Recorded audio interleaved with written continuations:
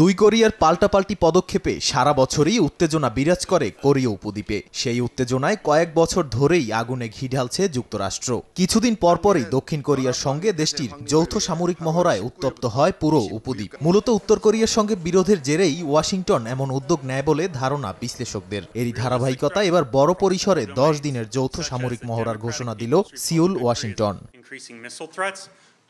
স্থানীয় সময় সোমবার দ্বিপক্ষীয় এক বৈঠকে যুক্তরাষ্ট্র ও দক্ষিণ কোরিয়া জানায়, আগামী 19 থেকে 29 আগস্ট পর্যন্ত কোরীয় উপদ্বীপে চলবে এই মহড়া। তাদের দাবি, উত্তর কোরিয়ার ক্ষেপণাস্ত্রের হুমকি বেড়ে চলা, জিপিএস পদ্ধতিতে বাধা প্রদান, সাইবার হামলা সহ অস্ত্র ও গোলাবারুদ নিয়ে হুঁশিয়ারির জেরেই উলচি ফ্রিডম শিল্ড ইউএফএস নামের এই মহড়া চালাবে তারা।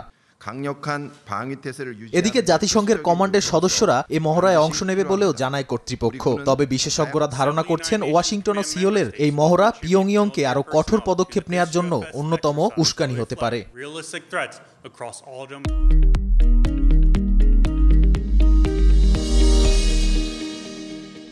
এদিকে জাতিসংঘের কমান্ডের সদস্যরা এ মহড়ায় অংশ নেবে বলেও জানায় কর্তৃপক্ষ।